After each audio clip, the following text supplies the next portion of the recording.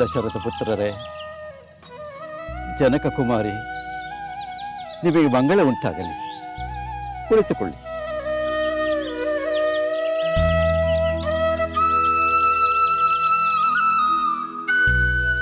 ಸ್ವಲ್ಪ ಹೊತ್ತಿಗೆ ಮುಂಚೆ ಚಿತ್ರಕೂಟದಿಂದ ಬಂದ ಕೆಲವು ಮುನಿಗಳು ತಮ್ಮ ವಿಷಯವನ್ನು ಹೇಳಿದರು.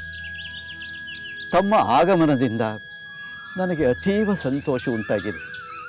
ರಾಮಚಂದ್ರ, ನಿನಗಿಷ್ಟ ಬಂದ ಕಾಲ ನೀವು ಇಲ್ಲಿರಬಹುದು. ಮಹರ್ಷಿಗಳೇ, ತಮ್ಮ ಔದಾರ್ಯಕ್ಕೆ ನಾನು ಕೃತಜ್ಞನಾಗಿದ್ದೇನೆ. ಇದೊಂದು ದಿನ ತಮ್ಮ ಸನ್ನಿಧಿಯಲ್ಲಿದ್ದು ನಾವು ಹೊರಡಬೇಕೆಂದುಕೊಂಡಿದ್ದೇವೆ. ಸರಿ, ನಿನ್ನ ಇಷ್ಟ ರಾಮಚಂದ್ರ. ನಿನ್ನ ಸತಿ ಕುಟೀರದ ಒಳಗೆ ಹೋಗಿ ಅನಸೂಯೆಯ ಆಶೀರ್ವಾದವನ್ನು ಪಡೆಯಲಿ. ಪತಿವ್ರತೆಯರ ತಲೆಮಣಿಯಾದ ಮಾತೆ ಅನಸೂಯ ದೇವಿಯವರ ದರ್ಶನವೇ ಮಹಾಭಾಗ್ಯ. ದೇವಿ, ನೀನು ಕೂಡಲೇ ಹೋಗಿ ಅನಸೂಯ ದೇವಿಯವರ ಆಶೀರ್ವಾದವನ್ನು ಪಡೆ. ಹಾಗೆ ಆಗಲಿ ಸ್ವಾಮಿ.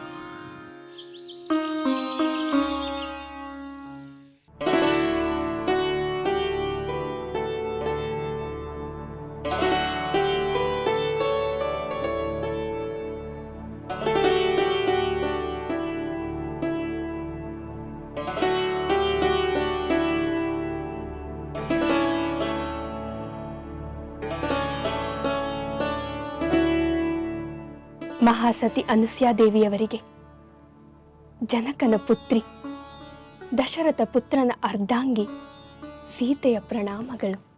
ನಿನಗೆ ಶುಭವಾಗಲಿ. ಹೇಳು ರಾಮಸತಿ, ಕುಳಿತುಕೋ.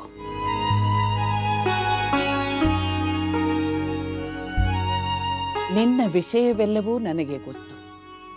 ನಿನ್ನ ಪತಿಯೊಡನೆ ವನವಾಸಕ್ಕೆ ಬಂದಿರುವ ವಿಷಯವೂ ನನಗೆ ತಿಳಿದಿದೆ. ಸಹಧರ್ಮಚಾರಿಣಿಯಾಗಿ ಪತಿಯನ್ನು ಅನುಸರಿಸಿ ನಡೆಯುವುದು ನನ್ನ ಕರ್ತವ್ಯವಲ್ಲವೇ ಮಾತೆ? ಹೌದು ವೈದೇಹಿ. ಪತಿಯು ಅರಮನೆಯಲ್ಲಿಯೇ ಇರಲಿ, ಅರಣ್ಯದಲ್ಲಿಯೇ ಇರಲಿ, ಪುಣ್ಯಾತ್ಮನಾಗಿರಲಿ, ದರಿದ್ರನಾಗಿರಲಿ, ಹೇಗಿದ್ದರೂ ಸತಿಯಾದವಳಿಗೆ ಅವನೇ ಪರಮ ಬಂಧು. ಎಂತಹ ಸಂಕಷ್ಟ ಕಾಲದಲ್ಲೂ ಪತಿಯನ್ನು ಅನುಸರಿಸಿ ನಡೆದವಳಿಗೆ ಶ್ರೇಷ್ಠ ಲೋಕಗಳು ಲಭಿಸುತ್ತವೆ. ಹಾಗೇ ಆಗಲಿ ಮಾತೆ. ಜಗತ್ತಿನ ಎಲ್ಲ ಸ್ತ್ರೀಯರಲ್ಲೂ ಶ್ರೇಷ್ಠರಾಗಿರುವ ಮಹಾಪತಿವ್ರತೆ ಎಂದು ಲೋಕ ಕೀರ್ತಿಸುವ ನಿಮ್ಮ ಮಾತುಗಳನ್ನು ಶಿರಸಾವಹಿಸಿ ನಡೆಸುತ್ತೇನೆ. ಶುಭವಾಗಲಿ. ಪತಿಯ ಧರ್ಮ ಮಾರ್ಗದಲ್ಲಿ ಸಹಭಾಗಿನಿಯಾಗುತ್ತೇನೆ. ಮಗಳೇ, ನಿನ್ನ ಪತಿಯು ದಯಾಪರ, ಜಿತೇಂದ್ರಿಯ, ಧರ್ಮಾತ್ಮ, ಸರ್ವಜನ ಪ್ರಿಯನೆಂದು ನನಗೆ ಗೊತ್ತು. ರಾಮಚಂದ್ರನ ಗುಣವಿಶೇಷಗಳನ್ನು ಕೇಳಿ ತಿಳಿದಿದ್ದೇನೆ. ಅದೆಲ್ಲವೂ ಸತ್ಯ ಮಾತೆ. ಮಗಳೇ, ಎಷ್ಟೋ ವರ್ಷ ಕಠಿಣ ಸಾಧನೆಗಳಿಂದ ಗಳಿಸಿರುವ ತಪಶಕ್ತಿ ನನ್ನಲ್ಲಿ ಬಹಳವಾಗಿ ಇದೆ. ಆ ತಪಸ್ಸಿನ ಬಲದಿಂದ ನೀನು ಏನೇ ಕೇಳಿದರೂ ಕೊಡುವ ಶಕ್ತಿ ನನ್ನಲ್ಲಿದೆ. ಮಾತೆ, ನಿಮ್ಮ ಆಶೀರ್ವಾದಕ್ಕಿಂತ ಮಿಗಿಲಾದದ್ದು ಬೇರೆ ಏನಿರಲು ಸಾಧ್ಯ? ಅಷ್ಟೇ ನನಗೆ ಸಾಕು. ಸೀತೆ, ನಿನ್ನ ಈ ಸದ್ಗುಣಗಳನ್ನು ಕಂಡು ನನಗೆ ಪರಮ ಸಂತೋಷವಾಗಿದೆ.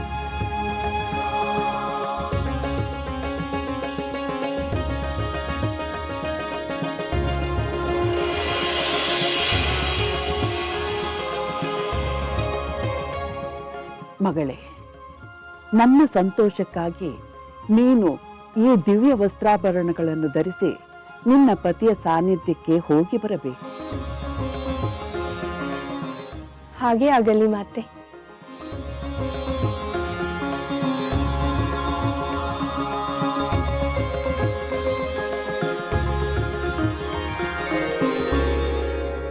ಓಂ ಅಗ್ನಿಯೇ ನಮಃ ಇದಂ ನಮಃ. ಓಂ ನಾರಾಯಣಾಯ ನಮಃ ಇದಂ ನಮಃ.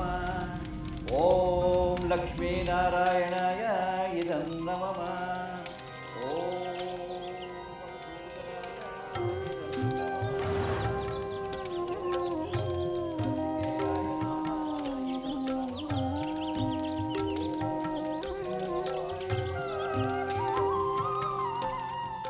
ಸೀತೆ, ಇದೇನಿದು?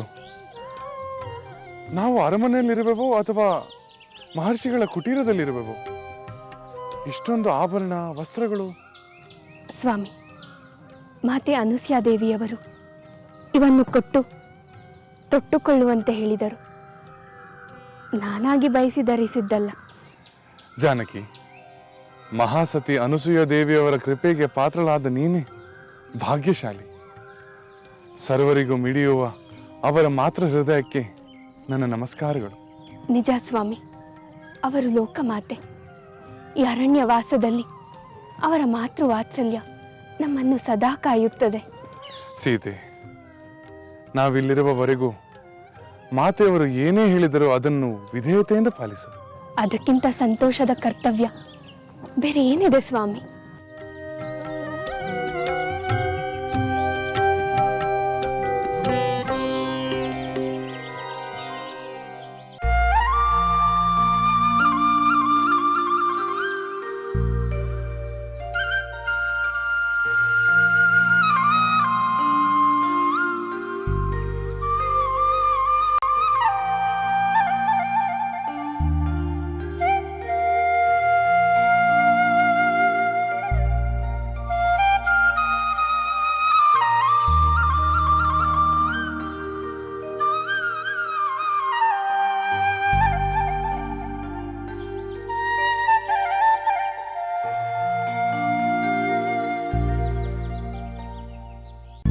ನಾನು ಶ್ರೀರಾಮಚಂದ್ರನ ಪ್ರತಿನಿಧಿಯಾಗಿ ಆಳುತ್ತಿದ್ದೇನೆ.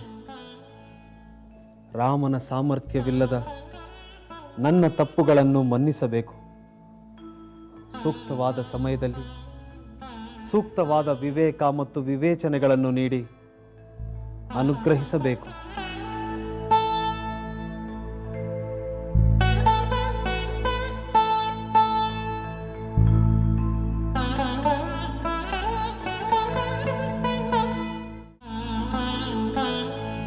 ಮುನೀಂದ್ರ, ಒಂದು ರಾತ್ರಿ ನಮಗೆ ಆಶ್ರಯ ನೀಡಿ ನಮಗೆ ಆತಿಥ್ಯವನ್ನು ನೀಡಿದಿರಿ. ಅದರ ಜೊತೆಗೆ ಅಮೃತ ಸಮಾನವಾದ ನಿಮ್ಮ ಉಪದೇಶದಿಂದ ನಾನು ಕೃತಜ್ಞನಾಗಿದ್ದೇನೆ. ಈಗ ನಾವು ಅರಣ್ಯವನ್ನು ಪ್ರವೇಶಿಸುತ್ತೇವೆ. ನಮಗೆ ದಯಮಾಡಿ ಅಪ್ಪಣೆಯನ್ನು ಕೊಡಿ. ವತ್ಸ ರಾಮಚಂದ್ರ, ನೀನು ನಿನ್ನ ಸತಿ ಸೋದರನ ಜೊತೆ ಒಂದು ದಿನದ ಮಟ್ಟಿಗೆ ನಮ್ಮಲ್ಲಿ ಕಳೆದಿದ್ದು ನಮಗೆ ಬಹಳ ಸಂತೋಷವಾಗಿದೆ. ಈ ವೃದ್ಧಾಪ್ಯದಲ್ಲಿ ನಿಮ್ಮಂತಹ ಸಜ್ಜನರ ಸಹವಾಸ ಲಭಿಸಿದ್ದು ನಮಗೆ ಆನಂದವನ್ನುಂಟು ಮಾಡಿದೆ ಮಗು. ಮಾತೆ, ತಮ್ಮಂತ ಮಹಿಮರ ಪವಿತ್ರ ಸನ್ನಿಧಿಯಲ್ಲಿ ಕಳೆದ ಸಮಯ ನಮ್ಮೆಲ್ಲರ ಬದುಕಿನ ಮಹಾಭಾಗ್ಯ. ರಾಘವ, ಈ ಅರಣ್ಯದಲ್ಲಿ ರಾಕ್ಷಸರು ತುಂಬಿದ್ದಾರೆ. ಅವರೊಂದಿಗೆ ಕ್ರೂರ ಮೃಗಗಳೂ ಇವೆ. ಅದರಿಂದ ತಪಸ್ವಿಗಳಿಗೆ ಉಪಟಳವಾಗುತ್ತಿದೆ. ಅದನ್ನು ನೀನೇ ನಿವಾರಿಸಬೇಕು. ಸಾತ್ವಿಕರಿಗೆ ರಕ್ಷಣೆ ನೀಡಬೇಕು. ಮುನೀಂದ್ರ, ಹಾಗೆ ಆಗಲಿ. ಅದು ನನ್ನ ಕರ್ತವ್ಯ. ಈಗ ನಮಗೆ ಅನುಮತಿ ನೀಡಿ. ನಿಮಗೆ ಮಂಗಳ ಉಂಟಾಗಲಿ.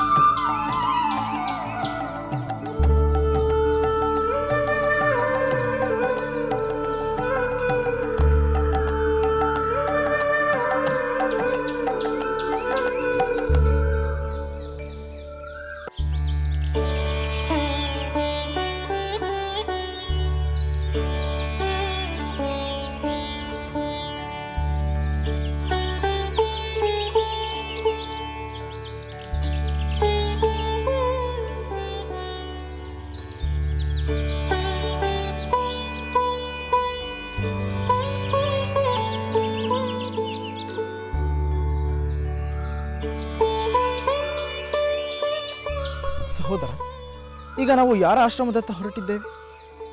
ಇಲ್ಲಿ ಹತ್ತಿರದಲ್ಲಿ ಯಾವುದೋ ಋಷಾಶ್ರಮವಿರುವಂತೆ ಕಾಣುತ್ತಿದೆ. ಲಕ್ಷ್ಮಣ, ಅತ್ರಿ ಮಹರ್ಷಿಗಳು ಹೇಳಿದಂತೆ ಈ ದಂಡಕಾರಣ್ಯದಲ್ಲಿ ಹಲವರು ತಪಸ್ವಿಗಳಿದ್ದಾರೆ. ಅಷ್ಟೇ ಅಲ್ಲದೆ ಇಲ್ಲಿ ಹಲವರು ರಕ್ಕಸರು ಇದ್ದಾರೆ. ನಾವು ನಮ್ಮ ಪರ್ಣಕುಟೀರದಲ್ಲಿ ವಾಸ ಮಾಡುತ್ತಾ ಋಷಿಗಳ ಸಹವಾಸದಲ್ಲಿ ಪ್ರಶಾಂತವಾಗಿ ಕಾಲ ಕಳೆಯಬೇಕು. ಈ ಕಾಲು ದಾರಿಯಲ್ಲಿ ಯಾರಾದರೂ ತಪಸ್ವಿಗಳು ಬಂದರೆ ಹತ್ತಿರದಲ್ಲಿ ಯಾರ ಆಶ್ರಮವಿದೆ ಎಂದು ತಿಳಿಯಬಹುದು. ಒಂದು ವೇಳೆ ಯಾರಾದರೂ ರಾಕ್ಷಸರು ಎದುರಾದರೆ? ನೀನು ಹೆದರಬೇಡ ಸೀತೆ. ನಮ್ಮ ಈ ಬಿಲ್ಲು ಬಾಣಗಳಿರುವಾಗ ಯಾವ ರಾಕ್ಷಸನೂ ನಮಗೆ ಏನು ಮಾಡಲು ಸಾಧ್ಯವಿಲ್ಲ. ಸಹೋದರ, ಯಾರೋ ತಪಸ್ವಿಗಳು ಇತ್ತ ಕಡೆಯೇ ಬರುತ್ತಿದ್ದಾರೆ.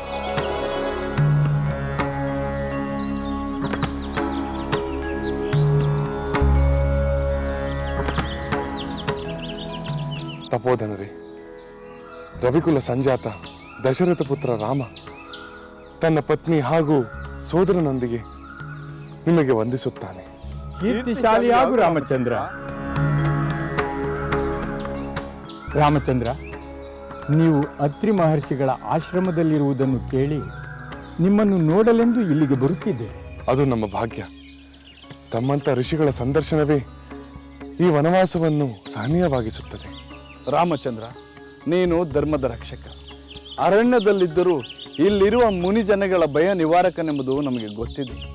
ರಾಮಚಂದ್ರ, ರಾಜನಾದವನಲ್ಲಿ ಸುರಪತಿಯಾದ ದೇವೇಂದ್ರನ 4ನೇ ಒಂದಂಶವು ಇರುತ್ತದೆ ಎಂದು ಜ್ಞಾನಿಗಳು ಹೇಳಿದ್ದಾರೆ. ನೀನು ಈಗ ಅಯೋಧ್ಯೆಯಲ್ಲಿಲ್ಲದಿದ್ದರೂ ಈ ಅರಣ್ಯದ ರಾಜನೇ ಆಗಿದ್ದೀಯ. ನಿನ್ನ ರಕ್ಷಣೆ ಈ ಅರಣ್ಯದ ತಪಸ್ವಿಗಳಿಗೆ ಅಗತ್ಯವಾಗಿದೆ. ನೀವು ನಿಶ್ಚಿಂತರಾಗಿರಿ ಪೂಜ್ಯರೇ. ನಿಮಗೆ ಯಾವ ತೊಂದರೆಯೂ ಆಗದಂತೆ ನಾವು ನಿಮ್ಮ ರಕ್ಷಣೆಗೆ ನಿಲ್ಲುತ್ತೆ. ಹೌದು ಪೂಜ್ಯರೇ, ತಮ್ಮಂಥ ಸಾತ್ವಿಕರ ಸಂರಕ್ಷಣೆ ನಮ್ಮ ಪರಮ ಪವಿತ್ರವಾದ ಕರ್ತವ್ಯ. ಪೂಜ್ಯರೇ, ನನಗೊಂದು ಸಂದೇಹ. ಶಾಪಾನುಗ್ರಹ ಶಕ್ತಿಯುಳ್ಳ ನೀವು ಸ್ವಯಂ ರಕ್ಷಣೆ ಮಾಡಿಕೊಳ್ಳಬಹುದಲ್ಲವೇ? ಲಕ್ಷ್ಮಣ, ನಿನ್ನ ಪ್ರಶ್ನೆ ಸಮಂಜಸವಾಗಿದೆ. ಆದರೆ ಇಂದ್ರಿಯ ನಿಗ್ರಹ ಮಾಡಿಕೊಂಡು ಗಳಿಸಿದ ತಪಸ್ಸಿನ ಶಕ್ತಿಯನ್ನು ಲೋಕ ಕಲ್ಯಾಣಕ್ಕಾಗಿ ಕಾಯ್ದಿಟ್ಟುಕೊಳ್ಳಬೇಕು. ಅದನ್ನು ರಕ್ಕಸರ ದಂಡನೆಗೆ ವಿನಿಯೋಗಿಸುವುದು ಸೂಕ್ತವಲ್ಲ, ಅಲ್ಲವೇ? ಹೌದು ಪೂಜ್ಯರೇ, ಇದು ಕ್ಷತ್ರಿಯರಾದ ನಮ್ಮ ಕರ್ತವ್ಯ. ದುಷ್ಟ ಶಿಕ್ಷಣ, ಶಿಷ್ಟ ರಕ್ಷಣ ರವಿಕುಲದವರ ಆದರ್ಶ. ಇಷ್ಟು ಸಾಕು ರಾಮಚಂದ್ರ. ನಿನ್ನ ಆಶ್ವಾಸನೆಯಿಂದ ದಂಡಕಾರಣ್ಯದ ತಪಸ್ವಿಗಳೆಲ್ಲ ನೆಮ್ಮದಿಯಿಂದ ಉಸಿರು ಬಿಡುತ್ತಾರೆ. ದುಷ್ಟ ರಾಕ್ಷಸರ ಭಯವಿಲ್ಲದೆ ನಾವೆಲ್ಲರೂ ನಮ್ಮ ಯಜ್ಞ ಕಾರ್ಯಗಳಲ್ಲಿ ನಿಶ್ಚಿಂತೆಯಿಂದ ತೊಡಗಬಹುದು. ಮುನಿಗಳೇ, ಹತ್ತಿರದಲ್ಲಿ ಯಾರದೋ ಆಶ್ರಮವಿದ್ದಂತಿದೆ. ಅದು ಯಾರದೆಂದು ದಯಮಾಡಿ ತಿಳಿಸುತ್ತೀರಾ? ನೀವು ಈ ದಾರಿಯಲ್ಲಿ ಹೋದರೆ ಶರಭಂಗರ ಆಶ್ರಮ ಸಿಗುತ್ತದೆ. ಅಲ್ಲಿ ನೀವು ಅವರನ್ನು ಕಾಣಬಹುದು. ಖಂಡಿತವಾಗಿ ನಾವು ಶರಭಂಗ ಮುನಿಗಳ ದರ್ಶನವನ್ನು ಪಡೆಯುತ್ತೇವೆ. ನಾವಿನ್ನು ಹೊರಡುತ್ತೇವೆ. ರಾಮಚಂದ್ರ.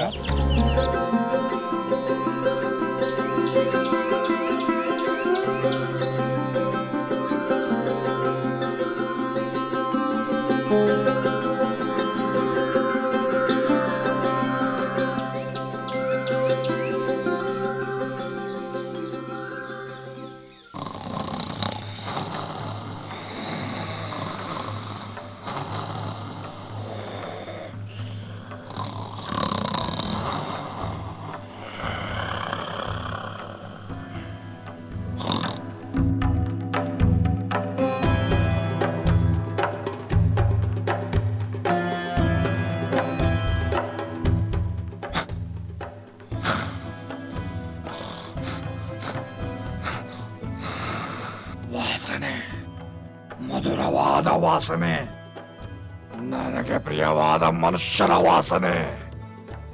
ಯಾರೋ ಮನುಷ್ಯರು ಇತ್ತ ಕಡೆಯಲ್ಲೇ ಬರುತ್ತಿದ್ದಾರೆ. ನನ್ನ ಆಸೆಯು ತೀವ್ರವಾಗುತ್ತಿದೆ. ನಾಲಿಗೆ ನೀರೂರುತ್ತಿದೆ. ರುಚಿಕರವಾದ ಆಹಾರ ತಾನಾಗಿಯೇ ನನ್ನ ಬಳಿಗೆ ಬರುತ್ತಿದೆ. ಇದಲ್ಲವೇ ನನ್ನ ಅದೃಷ್ಟ? ಇದಲ್ಲವೇ ಶುಭ ದಿನ? ಸುಖ ಭೋಜನದ ನಿರೀಕ್ಷೆಯಲ್ಲಿ ನನ್ನ ಹೊಟ್ಟೆಯು ಆಸೆಯಿಂದ ಹಾಹಾಕಾರ ಮಾಡುತ್ತಿದೆ. ಹೋಗುತ್ತೇನೆ, ಅಲ್ಲಿಗೆ ಹೋಗುತ್ತೇನೆ. ಆ ಮಾನವರನ್ನು ಕೊಂದು ತಿಂದು ನನ್ನ ಆಸೆಯನ್ನು ತೃಪ್ತಿಪಡಿಸುತ್ತೇನೆ.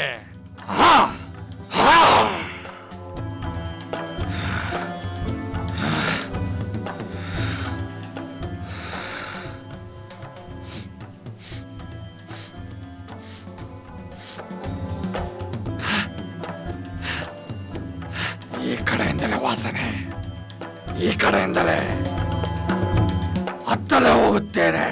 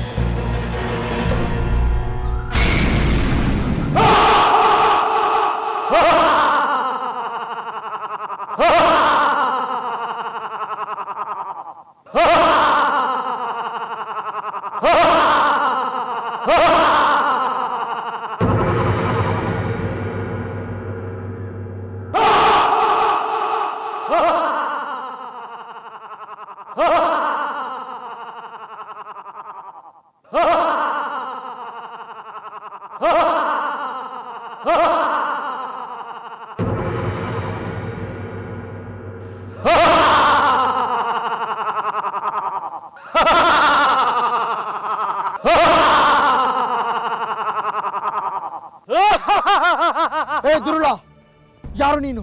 ಎಲ್ಲೋ ಉಲುಮಾನವ, ನನ್ನನ್ನ ಯಾರೆಂದು ಕೇಳುವೆಯಾ? ಕಟ್ಟಿದ್ದು ಜಟೆ, ಹೊಟ್ಟಿದ್ದು ನಾರುಮಡಿ, ವೇಷ ತಪಸ್ಸುಗಳಂತೆ, ಕೈಯಲ್ಲಿ ಬೆಲ್ಲು ಬಾಣ, ಒಂದಕ್ಕೊಂದು ಸಂಬಂಧವಿಲ್ಲದ ವಿಚಿತ್ರ.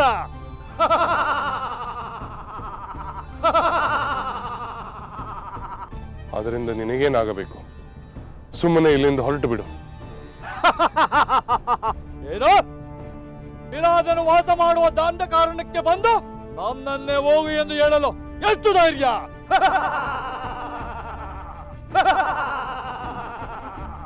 ಕೆಲವು ರಾಕ್ಷಸ, ಸಾಕು ನಿಲ್ಲಿಸು ನಿನ್ನ ವಿಕಾರವಾದ ನಗುವನ್ನು.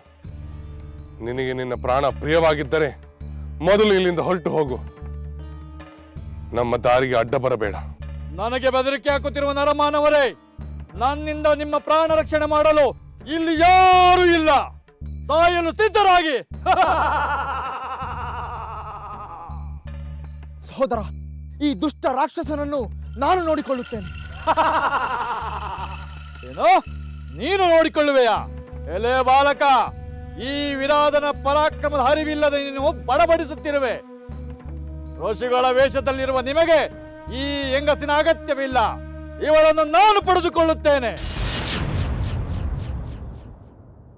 ಎಲ್ಲವೋ ದುಷ್ಟ, ಅಧರ್ಮ ಅನೀತಿಯ ಮಾತುಗಳನ್ನಾಡುತ್ತಿರುವ ನೀನು ಮೊದಲು ಇಲ್ಲಿಂದ ತೊಲಗು. ಇಲ್ಲವಾದರೆ ಈ ನನ್ನ ಅಸ್ತ್ರಗಳಿಗೆ ಆಹುತಿಯಾಗುತ್ತೀಯ. ಹುಲ್ಲು ಕಡ್ಡಿಗೆ ಸಮನಾದ ನಿನ್ನ ಬಾಣಗಳು ನನ್ನನ್ನೇನು ಮಾಡಬಲ್ಲವು? ವೃತ ಮಿತಿ ಮೀರಿ ಮಾತನಾಡಿ ನಿನ್ನ ಪ್ರಾಣಕ್ಕೆ ಎರವಾಗಬೇಡ. ಎಲ್ಲವೋ ಉದ್ದಟ, ಈ ರಾಕ್ಷಸ ವಿರಾಧನ ಹೆಸರು ಕೇಳಿದ ಮೇಲೂ ನಿನಗೆ ಭಯವಾಗುತ್ತಿಲ್ಲವೇ? ಭಯ? ವಿರಾಧ, ನೀನೊಬ್ಬ ಅನಾಗರಿಕ ರಾಕ್ಷಸ, ಕ್ರೂರ ಮೃಗಗಳಿಗಿಂತಲೂ ಕ್ರೂರಿ. ಕ್ರೂರಿಗಳನ್ನು ಕತ್ತರಿಸಿ ಭೂಭಾರ ಇಳಿಸುವುದೇ ಕ್ಷತ್ರಿಯನ ಧರ್ಮ. ಅಮಾಯಕ, ಅಮಾಯಕ. ಈ ಅರಣ್ಯದಲ್ಲಿ ಸಿಕ್ಕ ಋಷಿಗಳನ್ನು ಭಕ್ಷಿಸುತ್ತಾ ಸ್ವೇಚ್ಛೆಯಿಂದ ಸಂಚರಿಸಿರುವ ನನಗೆ ನಿನ್ನಂತ ಕ್ರಿಮಿಗಳಿಂದ ಏನು ಮಾಡಲು ಸಾಧ್ಯ? ನನಗೆ ಬೇಕಾದುದನ್ನು ನಾನು ಪಡೆದುಕೊಳ್ಳುತ್ತೇನೆ. ಈ ಸುಂದರಿ ನನಗೆ ಬೇಕು. ನಾನು ಪಡೆಯುತ್ತೇನೆ. ಅದಕ್ಕೆ ಮೊದಲು ನಿಮ್ಮಿಬ್ಬರ ಮಾರಣ ಹೋಮ, ನನಗೆ ಭಾರೀ ಭೋಜನ.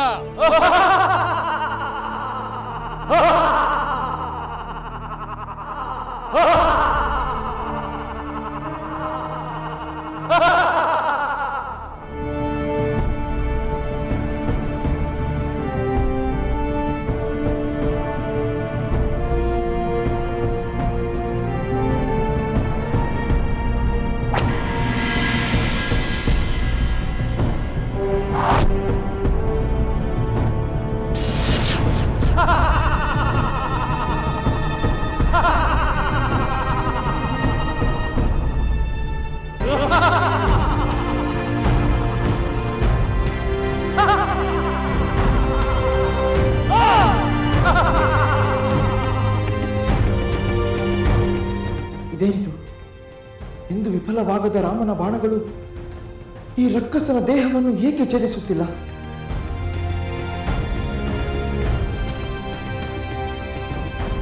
ಅಲೆ ಅಲೆ ವೀರ, ನನ್ನನ್ನು ಕಂಡು ಹೆದರದ ನಿನ್ನ ಧೈರ್ಯಕ್ಕೆ ಮೆಚ್ಚುತ್ತೇನೆ. ಬಿಲ್ವಿದ್ಯೆಯು ನಿನ್ನ ಪರಿಣಿತಿಯ ಅಸಾಮಾನ್ಯ. ನೀನಾರೆಂದು ಹೇಳು, ನನಗೆ ಮನಸ್ಸು ಬಂದರೆ ನಿಮಗೆ ಜೀವದಾನ ಮಾಡಬಲ್ಲೆ. ಎಲ್ಲವೋ ದುರುಳ ರಕ್ಕಸ, ನಿನ್ನ ಕರುಣೆಯಿಂದ ಜೀವ ಉಳಿಸಿಕೊಳ್ಳುವ ಹೇಡಿಗಳಲ್ಲ ನಾವು. ನಿನ್ನ ದರ್ಪದ ಮಾತುಗಳಿಗೆ ನಮ್ಮ ಬಾಣಗಳೇ ಉತ್ತರ ಹೇಳುತ್ತವೆ. ಅದಕ್ಕೆ ನಮ್ಮ ಪರಿಚಯ ಬೇಕೇ ಬೇಕು. ತಾಳು ಲಕ್ಷ್ಮಣ, ತಾಳು. ಇವನು ತನ್ನ ಪರಿಚಯವನ್ನು ಹೇಳಿದ್ದಾನೆ, ನಾವು ನಮ್ಮ ಪರಿಚಯವನ್ನು ಹೇಳಬೇಕು. ಎಲ್ಲವೋ ರಾಕ್ಷಸ, ನಾವು ರವಿಕುಲದ ಕ್ಷತ್ರಿಯರು. ನಾನು ರಾಮ, ಅಯೋಧ್ಯೆಯ ಪ್ರಭು, ದಶರಥ ಮಹಾರಾಜರ ಜ್ಯೇಷ್ಠ ಪುತ್ರ. ಇವಳು ನನ್ನ ಪತ್ನಿ ಸೀತೆ. ಇವನು ನನ್ನ ಸೋದರ ಲಕ್ಷ್ಮಣ. ಪಿತೃವಾಕ್ಯ ಪರಿಪಾಲನೆಯ ನಿಮಿತ್ತ ನಾನು 14 ವರ್ಷಗಳ ಕಾಲ ವನವಾಸಕ್ಕೆ ಬಂದಿದ್ದೇನೆ. ವಿನಾಕಾರಣ ನಾನು ಯಾರ ಮೇಲೆ ಯುದ್ಧ ಮಾಡಲು ಇಷ್ಟಪಡುವುದಿಲ್ಲ. ಈಗ ಹೇಳು, ನೀನು ನಿಜವಾದ ರಾಕ್ಷಸನೋ ಅಥವಾ ಶಾಪಗ್ರಸ್ತನೋ? ರಾಮ, ನಿನ್ನ ಪರಾಕ್ರಮದಷ್ಟೇ ಸಂಯಮವಾದ ಮಾತುಗಳನ್ನು ಕೇಳಿ ಸಂತೋಷವಾಯಿತು. ನಾನು ಜಯನೆಂಬುವನ ಮಗ, ಶತರದ ನಮ್ಮ ತಾಯಿ. ಈ ಲೋಕದ ರಕ್ಕಸರೆಲ್ಲ ನನ್ನನ್ನು ವಿರಾಧ ಎಂದು ಕರೆಯುತ್ತಾರೆ. ನಾನು ಬ್ರಹ್ಮದೇವರನ್ನು ಕುರಿತು ತಪಸ್ಸು ಮಾಡಿದವನು.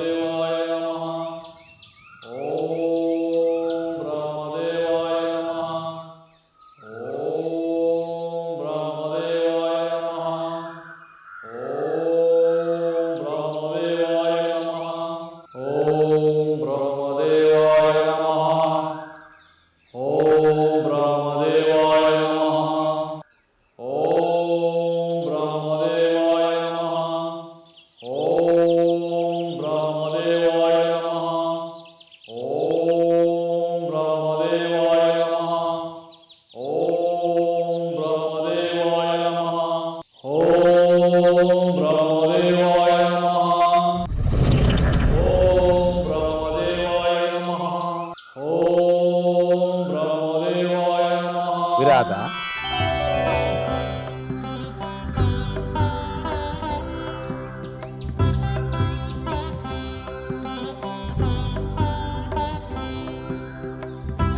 ಬ್ರಹ್ಮದೇವ, ಬ್ರಹ್ಮದೇವ, ನಮೋ ನಮಃ, ನಮೋ ನಮಃ.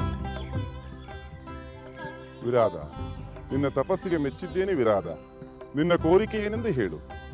ಬ್ರಹ್ಮದೇವ, ನನಗೆ ಯಾವುದೇ ಶಸ್ತ್ರಾಸ್ತ್ರಗಳಿಂದ ಮರಣ ಬಾರದಂತೆ, ಯಾರು ಯಾವುದೇ ಶಸ್ತ್ರಾಸ್ತ್ರಗಳನ್ನು ನನ್ನ ಮೇಲೆ ಪ್ರಯೋಗಿಸಿದರೂ ಅವುಗಳಿಂದ ನನ್ನ ದೇಹಕ್ಕೆ ಗಾಯವಾಗದಂತೆ ಅನುಗ್ರಹಿಸು ತಂದೆ.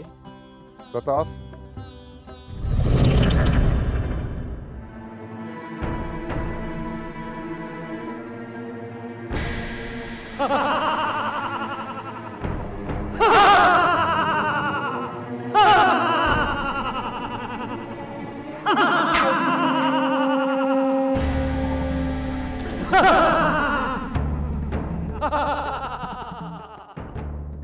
ರಾಮ, ಈಗ ಅರ್ಥವಾಯಿತೆ.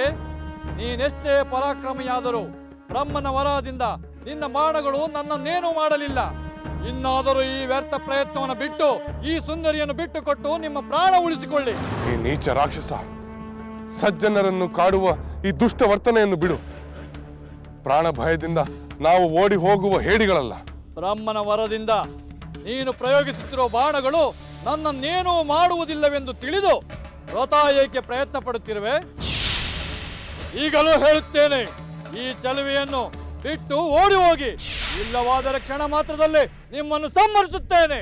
ಎಲ್ಲವೋ ವಿರಾಧ, ವರಗರ್ವಿತನಾದ ನೀನು ಮೃತ್ಯುವನ್ನು ಹುಡುಕಿಕೊಂಡು ಬಂದಿರುವಂತಿದೆ. ಓಡುವುದು ನಾನಲ್ಲ.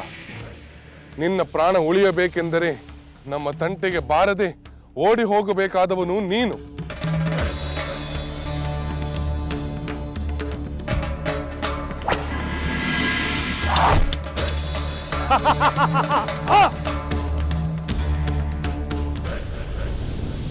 ಈ ಯುದ್ಧದಲ್ಲಿ ಆಟವಾಡುತ್ತಾ ಒತ್ತು ಕಳೆಯಲು ನನಗಿಷ್ಟವಿಲ್ಲ. ನಿಮ್ಮಿಬ್ಬರನ್ನು ಎತ್ತುಕೊಂಡು ಹೋಗಿ ದೂರದಲ್ಲಿ ಎಸೆದು ಈ ಸುಂದರಿಯನ್ನು ಪಡೆಯುತ್ತೇನೆ.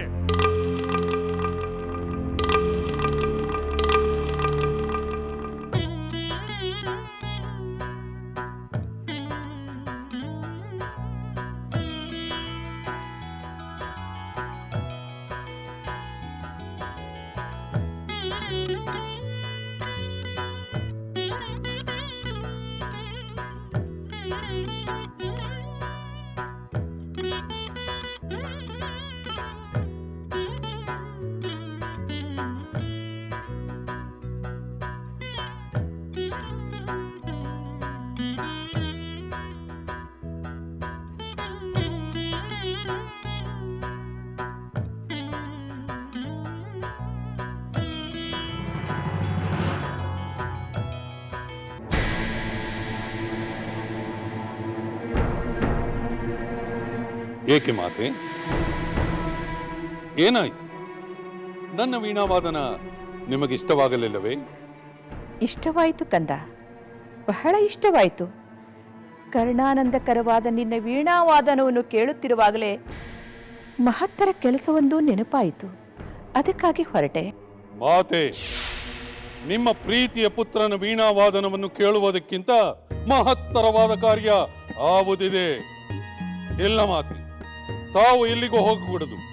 ಇಲ್ಲಿಯೇ ಕುಳಿತು ನನ್ನ ವೀಣಾವಾದನವನ್ನು ಆಲಿಸಿ ಆನಂದಿಸಬೇಕು. ಬೇಡ ರಾವಣ, ಬೇರೆ ಯಾವ ಕಾರ್ಯವಾದರೂ ಕಡೆಗಣಿಸಬಹುದಿತ್ತು. ಆದರೆ ಇದು ಹಾಗಲ್ಲ. ನೀನು ಕೈಲಾಸದ ಅಡಿಯಲ್ಲಿ ಸಿಲುಕಿ ನರಳುತ್ತಿರುವಾಗ ನಿನ್ನ ಕ್ಷೇಮಕ್ಕಾಗಿ ಪ್ರತಿನಿತ್ಯ ಮರಳಿನಿಂದ ಲಿಂಗವನ್ನು ಮಾಡಿ ಪೂಜಿಸುವ ವೃತವನ್ನು ಮಾಡುತ್ತಿದ್ದೆ. ಆ ವೃತ ಇನ್ನೂ ಪೂರ್ಣವಾಗಿಲ್ಲ. ಅದಕ್ಕಾಗಿ ಹೋಗುತ್ತಿದ್ದೇನೆ.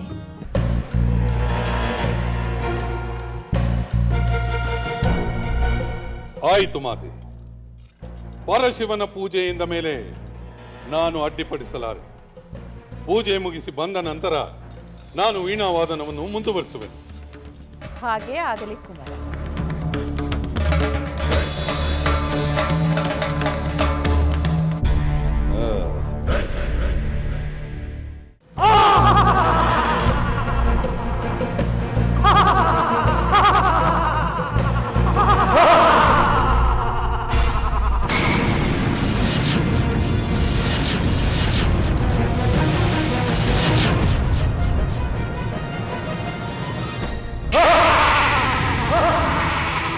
ಸ್ವಾಮಿ, ಸ್ವಾಮಿ!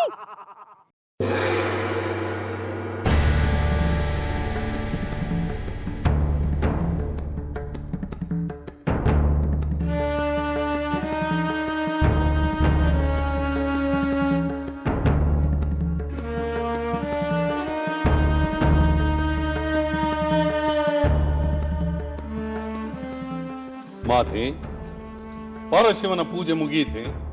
ಮತ್ತೆ ನನ್ನ ವೀಣಾವಾದನವನ್ನು ಪ್ರಾರಂಭಿಸಲೇ? ಬೇಡ ದಶಕಂಠ, ಬೇಡ. ಈಗ ಯಾವ ನಾದ ವಿನೋದಗಳು ನನ್ನ ಚಿಂತೆಯನ್ನು ದೂರ ಮಾಡಲಾರವು. ಚಿಂತೆ? ಮಾತೆ, ತಮಗೇನು ಚಿಂತೆ? ಸಕಲ ಚಿಂತೆಗಳನ್ನು ದೂರ ಮಾಡಬಲ್ಲ ಚಿಂತಾಮಣಿಯಾದ ಪರಶಿವನ ಪೂಜೆಯನ್ನು ಮುಗಿಸಿದ ಮೇಲೆಯೂ ಚಿಂತೆಯೇ? ಹೇಳಿ ಮಾತೆ, ಯಾವ ಚಿಂತೆ ನಿಮ್ಮನ್ನು ಕಾಡುತ್ತಿದೆ? ನನಗೆ ಪರಶಿವನ ಪೂಜೆ ಮಾಡಲು ಆಗಲಿಲ್ಲವಲ್ಲ ಎನ್ನುವುದೇ ಚಿಂತೆ. ಪೂಜೆ ಮಾಡಲಾಗಲಿಲ್ಲವೇ? ಏಕೆ ಮಾತೆ? ಕುಮಾರ, ನಾನು ನಿರ್ಮಿಸಿದ ಮರಳಿನ ಲಿಂಗ ಪೂಜೆ ಮಾಡುವ ಮುನ್ನವೇ ಒಡೆದು ಹೋಯಿತು. ಎಂದೂ ಹೀಗಾಗಿರಲಿಲ್ಲ. ಇದೇನು ಅಪಶುಕನವೋ, ಮುಂದೇನು ಕೇಡು ಕಾದಿದೆಯೋ ಎಂದು ಭಯವಾಗುತ್ತಿದೆ. ಮಾತೆ, ಮರಳಿನ ಲಿಂಗ ಒಡೆದು ಹೋಗುವುದರಲ್ಲಿ ವಿಶೇಷವೇನಿದೆ? ಶಿಲಾಲಿಂಗವೇ ಒಡೆದು ಹೋಗುತ್ತದೆ. ಅಂತಹುದರಲ್ಲಿ ಮರಳಿನ ಲಿಂಗ ಭಗ್ನವಾಯಿತೆಂದು ಚಿಂತಿಸುತ್ತಿರುವಿರಲ್ಲ. ಮಾತೆ, ಇನ್ನು ನೀವು ಚಿಂತಿಸಿದಿರಿ. ಯಾರಿಂದಲೂ ಭಗ್ನಗೊಳಿಸಲಾಗದಂತಹ ಪರಶಿವನ ಲಿಂಗವನ್ನೇ ತಂದು ಕೊಡುತ್ತೇನೆ. ಭಗ್ನವಾಗದ ಲಿಂಗ ಅಂದ್ರೆ ನವರತ್ನ ಖಚಿತವಾದ ಲಿಂಗವನ್ನೇ ಮಾಡಿಸುವೇನು? ಮಾತೆ, ಯಾವ ವಸ್ತುವಿಂದ ಮಾಡಿದರೂ ಅದು ಭಗ್ನವಾಗುವುದು ಖಂಡಿತ. ಆದರೆ ತ್ರಿಭುವನಗಳಲ್ಲೂ ಯಾವ ಶಕ್ತಿಯಿಂದಲೂ ಭಗ್ನಗೊಳಿಸಲಾಗದಂತಹ ಅಪರೂಪವಾದ ಲಿಂಗವನ್ನು ತಂದು ಕೊಡುತ್ತೇನೆ. ನನಗೆ ಅರ್ಥವಾಗಲಿಲ್ಲ, ಬಿಡಿಸಿ ಹೇಳು ಕುಮಾರ. ಮಾತೆ, ಲೋಕದಲ್ಲಿ ಯಾವ ಶಕ್ತಿಯಿಂದಲೂ ಅಭೇದ್ಯವಾಗದ ದೇವಾದಿದೇವ ಪರಶಿವನ ಆತ್ಮಲಿಂಗವನ್ನೇ ತಂದು ಕೊಡುತ್ತೇನೆ. ರಾವಣ, ಏನಂತೆ? ಪರಶಿವನ ಆತ್ಮಲಿಂಗವೇ? ಬೇಡ ಕಂದ, ಬೇಡ. ಇಂಥ ಸಾಹಸ ಮಾಡಲು ಹೋಗಿ ಆಪತ್ತು ತಂದುಕೊಳ್ಳಬೇಡ. ಆಪತ್ತು? ಏ ದಶಕಂಠ ರಾವಣನಿಗೆ ಆಪತ್ತು? ಮಾತೆ, ಭಕ್ತ ಪರಾಧೀನನಾದ ಪರಶಿವನು ಭಕ್ತರು ಬೇಡಿದ್ದನ್ನು ಇಲ್ಲ ಎನ್ನುವುದಿಲ್ಲ. ನಾನು ಆ ಭಕ್ತಿಯ ಶಕ್ತಿಯಿಂದಲೇ ತಮ್ಮ ಪೂಜೆಗೆ ಆ ಪರಶಿವನ ಆತ್ಮಲಿಂಗವನ್ನು ಬೇಡಿ ತರುತ್ತೇನೆ. ಚಿಂತಿಸಬೇಡಿ ಮಾತೆ.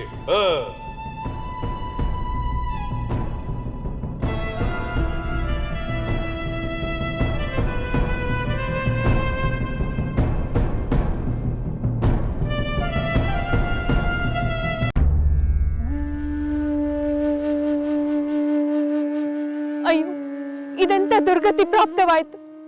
ಶಿವಧನಸ್ಸನ್ನೇ ಮುರಿದ ಮಹಿಮಾವಂತನಾದ ನನ್ನ ಪತಿ ಶ್ರೀರಾಮನನ್ನು, ಮಹಾಪರಾಕ್ರಮಿಯಾದ ಲಕ್ಷ್ಮಣನನ್ನು ನನ್ನ ಕಣ್ಣೆದುರಿಗೆ ಹೊತ್ತುಕೊಂಡು ಹೋದನಲ್ಲ.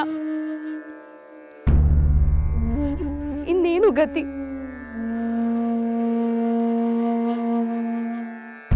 ಸ್ವಾಮಿ, ಸ್ವಾಮಿ, ಈ ದುರ್ಗಮವಾದ ಅರಣ್ಯದಲ್ಲಿ ನನ್ನನ್ನು ರಕ್ಷಿಸುವವರು ಯಾರು?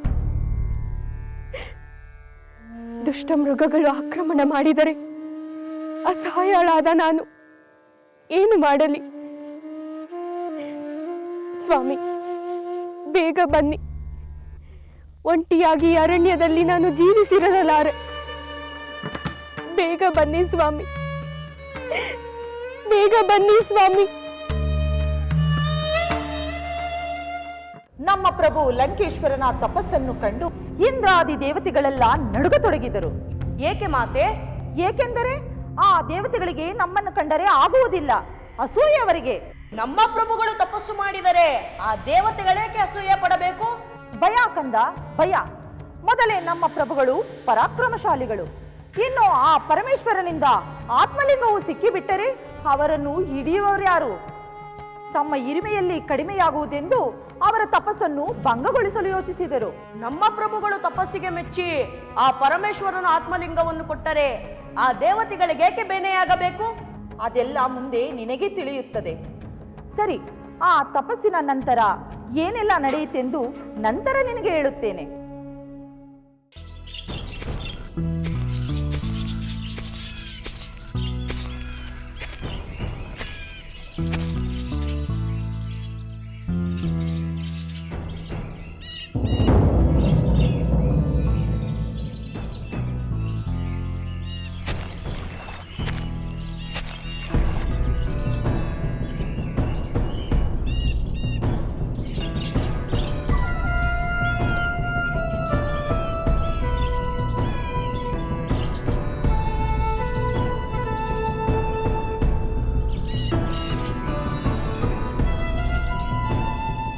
ಪರಮೇಶ್ವರ, ಕರುಣಾಕರ, ಶಂಕರ, ಯಾವುದೋ ದುಷ್ಟ ಶಕ್ತಿಯು ನನ್ನ ಮಾತೆಯು ಪೂಜಿಸುತ್ತಿದ್ದ ಶಿವಲಿಂಗವನ್ನು ಛಿದ್ರಗೊಳಿಸಿತು.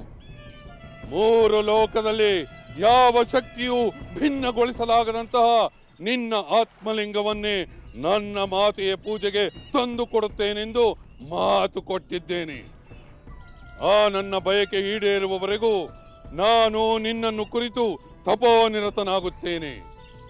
ದೇವ, ದಾನವ, ಯಕ್ಷ, ಗಂಧರ್ವ, ಕಿನ್ನರ, ಕಿಂಪುರುಷಾದಿಗಳಿಂದ ನನ್ನ ತಪಸ್ಸಿಗೆ ಭಂಗವಾಗದಂತೆ ಅನುಗ್ರಹಿಸು ದೇವ.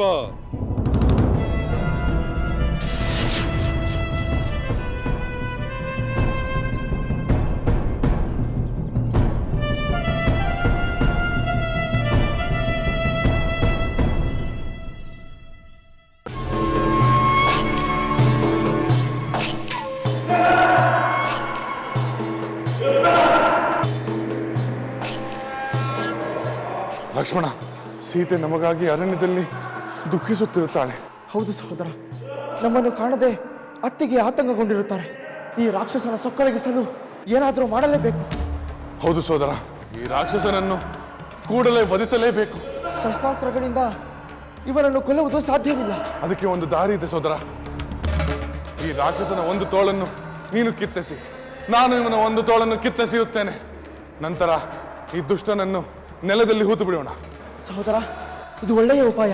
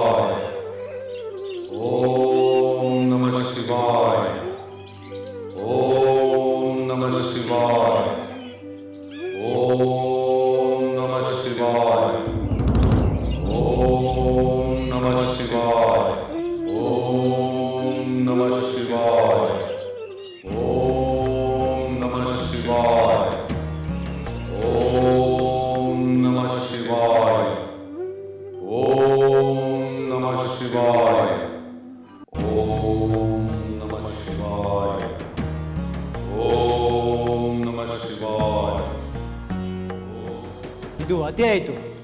ಬರೀ ಅತಿಯಲ್ಲ, ಮಿತಿ ಮೀರಿದ ಅತಿ. ಬೇಡುವುದಕ್ಕೆ ಅಳತೆ ಇಲ್ಲವೇನು? ತಾನೇನು, ತನ್ನ ಸ್ಥಾನಮಾನವೇನೆಂದು ಅರಿತುಕೊಂಡು ತಾನೇ ಬೇಳಬೇಕು. ಮಹಾದೇವನೆಂದರೇನು? ಅವನ ಆತ್ಮಲಿಂಗವನ್ನು ಪಡೆಯುವುದು ಎಂದರೇನು? ತಪಸ್ಸಿನಿಂದ ಮೆಚ್ಚಿಸಿ ಅಸ್ತ್ರಶಸ್ತ್ರಗಳನ್ನು ಹಾಗೂ ಅಜಯತ್ವವನ್ನು ಪಡೆಯಬಹುದು. ಆದರೆ ಆತ್ಮಲಿಂಗವನ್ನೇ ಕೇಳಿದರೆ ಕೊಡಲು ಸಾಧ್ಯವೇ? ಆತ್ಮಲಿಂಗವನ್ನು ನೀಡುವುದೆಂದರೆ ಪರಮೇಶ್ವರ ತನ್ನ ಪರಮಶಕ್ತಿಯನ್ನೇ ನೀಡಿದಂತೆ. ಹಾಗೇನಾದರೂ ಆದರೆ ಪರಮೇಶ್ವರನ ಆತ್ಮಲಿಂಗ ಲಂಕೆಯಲ್ಲಿ ಪ್ರತಿಷ್ಠಾಪನೆಗೊಳ್ಳುತ್ತದೆ. ಅದೇ ಕೈಲಾಸವಾದರೆ ಇನ್ನು ಈ ಕೈಲಾಸದ ಗತಿ ಏನು? ಕೂಡದು, ಹಾಗಾಗಬಾರದು. ಹಾಗಾಗದಂತೆ ಏನಾದರೂ ಮಾಡಲೇಬೇಕು. ಹೌದು. ಓಂ ನಮಃ ಶಿವಾಯ. ಓಂ ನಮಃ ಶಿವಾಯ. ಓಂ ನಮಃ ಶಿವಾಯ. ಓಂ ನಮಃ ಶಿವಾಯ.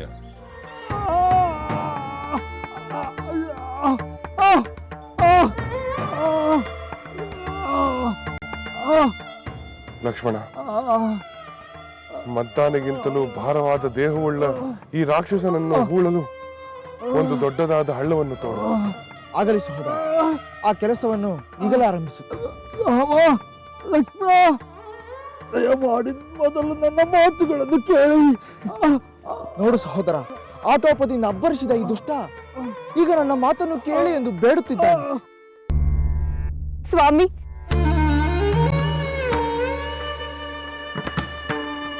ಸ್ವಾಮಿ,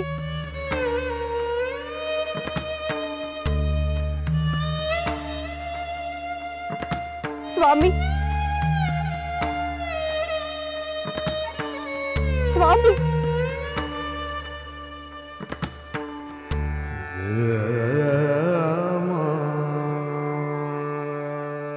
ಸ್ವಾಮಿ, ಆ ದುಷ್ಟ ರಾಕ್ಷಸ ಆಕಾಶ ಮಾರ್ಗವಾಗಿ ನಿಮ್ಮನ್ನು ಎಲ್ಲಿಗೆ ಎತ್ತಿಕೊಂಡು ಹೋದ? ನೀವು ಕ್ಷೇಮವಾಗಿ ಇರುವಿರಲ್ಲ. ಪತಿಯಿಂದ ಹೀಗೆ ದೂರವಾಗಿ ಏನಾಯಿತು ಎಂದು ತಿಳಿಯದೆ ಸಂಕಟ ಪಡುವ ಬದಲು ಆ ಪಾಪಿ ರಾಕ್ಷಸ ನನ್ನನ್ನೇ ಎತ್ತಿಕೊಂಡು ಹೋಗಬಾರದಿತ್ತೆ.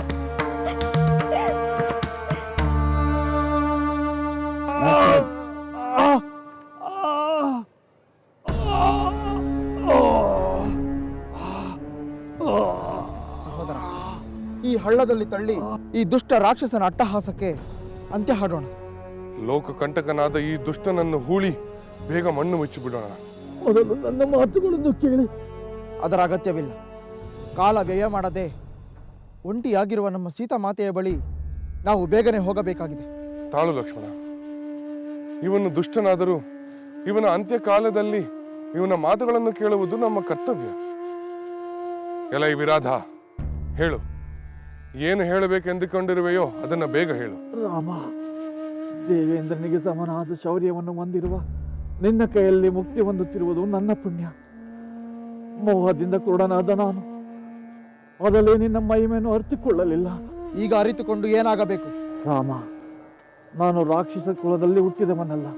ಕುಬೇರನ ಶಾಪದಿಂದ ರಾಕ್ಷಸ ರೂಪವನ್ನು ಪಡೆದೆ. ಏನು? ನೀನು ಶಾಪಗ್ರಸ್ತನಾದ ಗಂಧರ್ವನೇ? ಹೌದು ರಾಮ, ನಾನು ಶಾಪ ವಿಮೋಚನೆಗಾಗಿ ಆಳವಾಗಿ ಬೇಡಿಕೊಂಡಾಗ ಮುಂದೆ ದಶರಥ ಪುತ್ರ ಶ್ರೀರಾಮನು ನಿನ್ನನ್ನು ಸಂಹರಿಸಿದಾಗ ಶಾಪ ವಿಮೋಚನೆಯಾಗುವುದೆಂದು ಹೇಳಿದ್ದ. ಅದು ಈಗ ನಿಜವಾಗುತ್ತಿದೆ. ನಿನ್ನ ಕೃಪೆಯಿಂದ ನಾನು ಮತ್ತೆ ನಿಜ ರೂಪದಲ್ಲಿ ಸ್ವರ್ಗಕ್ಕೆ ಹೋಗಬೇಕಾಗಿದೆ. ಎಲೈ ಗಂಧರ್ವ, ಕುಬೇರ ನಿನಗೆ ಶಾಪ ಕೊಡಲು ಏನು ಕಾರಣ? ರಾಮಚಂದ್ರ, ನಾನು ಒಮ್ಮೆ ಕುಬೇರನ ಸೇವೆಯಲ್ಲಿ ಅಲಕ್ಷ್ಯ ತೋರಿ ರಂಬೆಯೊಡನೆ ವಿವರಿಸುತ್ತಿರುವಾಗ ಕೆರಳಿದ ಕುಬೇರ ಘೋರ ರಾಕ್ಷಸ ರೂಪ ಬರುವಂತೆ ಶಾಪವಿತ್ತ. ನಿಮ್ಮ ಕೃಪೆಯಿಂದ ಶಾಪ ವಿಮುಕ್ತನಾಗುವ ಸದಾವಕಾಶ ನನಗೆ ಬಂದಿದೆ. ಈಗ ನೀವು ಅಂದುಕೊಂಡಂತೆ ಈ ದೇಹವನ್ನು ಈ ಹಳ್ಳದಲ್ಲಿ ಹೂಳಿ ಇಲ್ಲಿಗೆ 1.5 ಯೋಜನಾ ದೂರದಲ್ಲಿ ಮಹಿಮಾವಂತರಾದ ಶರಭಂಗ ಮಹರ್ಷಿಗಳ ಆಶ್ರಮವಿದೆ. ಅಲ್ಲಿಗೆ ಹೋಗಿ ನಿಮಗೆ ಮಂಗಳವಾಗಲಿ.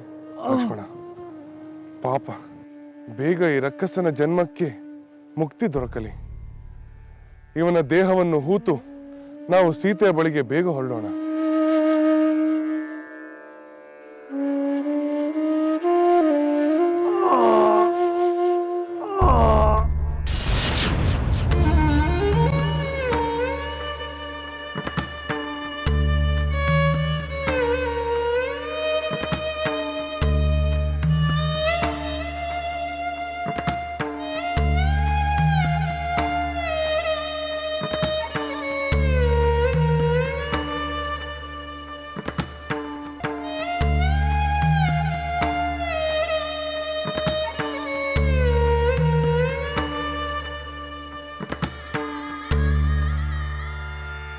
ಸ್ವಾಮಿ, ನನ್ನ ಮೊರೆ ಕೇಳುತ್ತಿಲ್ಲವೇ? ನೀವು ಎಲ್ಲಿದ್ದೀರಿ? ಈ ಅರಣ್ಯದ ಮೃಗಗಳಿಗೆ ನಾನು ಬಲಿಯಾಗುವ ಮೊದಲು ಬನ್ನಿ ಸ್ವಾಮಿ. ದೇವರೇ, ನನ್ನ ಮೊರೆ ಕೇಳದೆ ರಾಮ ಲಕ್ಷ್ಮಣರು ಕ್ಷೇಮವಾಗಿ ಹಿಂದಿರುಗುವಂತೆ ಮಾಡು ತಂದೆ.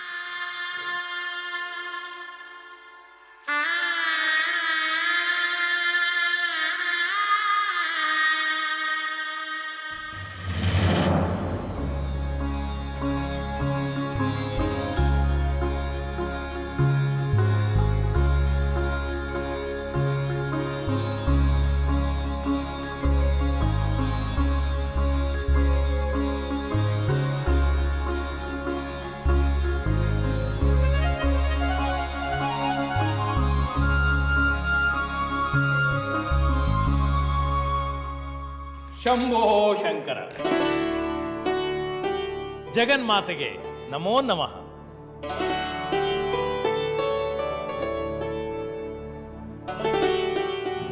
ಬಾನಾರದ ಯಾವ ಲೋಕದಿಂದ ಬರುತ್ತಿರುವೆ? ಯಾವ ವಿಷಯವನ್ನು ತಂದಿರುವೆ? ಜಗನ್ಮಾತೆಗೆ ತಿಳಿಯದ ವಿಷಯವೇನಿದೆ? ಲೋಕಮಾತೆಗೆ ತಿಳಿಯದ ವಿಷಯವೇನಿದೆ? ಆದರೂ ನನ್ನಿಂದಲೇ ಹೇಳಿಸಬೇಕೆಂಬ ಬಯಕೆ ಏಕೆ ಮಾತೆ? ತ್ರಿಲೋಕ ಸಂಚಾರಿಯಾದ ನಾನು ಎಲ್ಲ ಕಲಹಕ್ಕೂ ನಾನೇ ಮೂಲವೆಂದು ಪರೋಕ್ಷವಾಗಿ ಸೂಚಿಸುತ್ತಿರುವೆಯಾ? ಇಲ್ಲ ನಾರದ, ನಿನ್ನನ್ನು ಕುಹಕದಿಂದ ಅವಹೇಳನ ಮಾಡುವ ಪರೋಕ್ಷ ಪ್ರಯತ್ನವನ್ನು ನಾನು ಮಾಡುವುದಿಲ್ಲ. ಏಕೆಂದರೆ ಹೊಗಳಿಕೆ, ತೆಗಳಿಕೆ, ಕೀರ್ತಿ, ಅಪಕೀರ್ತಿ ಎಲ್ಲ ಭಾವನೆಗಳಿಗೂ ಅತೀತನಾದ ನೀನು ನಿರ್ಮೋಹಿ, ಸ್ಥಿತಪ್ರಜ್ಞ. ಧನ್ಯನಾದೆ ಮಾತೆ, ಧನ್ಯನಾದೆ. ನಿನ್ನ ಬಾಯಿಂದ ನನ್ನ ಪ್ರಶಂಸೆ ಕೇಳಿದ ಮೇಲೆ ನನ್ನ ಜನ್ಮ ಸಾರ್ಥಕವಾಯಿತೆಂಬ ಭಾವನೆ ಬರುತ್ತಿದೆ. ನನ್ನ ಎಲ್ಲ ಉದ್ದೇಶವು ಲೋಕ ಕಲ್ಯಾಣ ಎಂಬುದನ್ನು ನೀನು ಅರ್ಥ ಮಾಡಿಕೊಂಡಿರುವೆ ಮಾತೆ. ಈಗಲಾದರೂ ನೀನು ತಂದಿರುವ ವಿಷಯವೇನೆಂದು ಹೇಳು ನಾರದ. ಜಗಜ್ಜನನಿ, ಈ ಕೈಲಾಸಪತಿ ಪರಮೇಶ್ವರನಿಗೆ ಸಂಬಂಧಪಟ್ಟ ವಿಷಯವೆಂದ ಮೇಲೆ ನಿನಗೂ ಸಂಬಂಧಪಡುವ ವಿಷಯವೇ. ಆದರೆ ಅದನ್ನು ಹೇಳಿದ ಮೇಲೆ ನಿನಗೆ ಸಂತೋಷವಾಗುವುದೋ ಬೇಸರವಾಗುವುದೋ ನನಗೆ ತಿಳಿದಿಲ್ಲ. ನಾರದ, ಸಂತೋಷವಾಗಲಿ ಬೇಸರವಾಗಲಿ ನೀನು ಅದನ್ನು ಹೇಳಲೇಬೇಕು, ನಾನು ಕೇಳಲೇಬೇಕು. ಆಗಲಿ ಮಹಾದೇವಿ, ನೀನು ಕೇಳಿದ ಮೇಲೆ ಅದನ್ನು ನಾನು ಹೇಳಲೇಬೇಕು.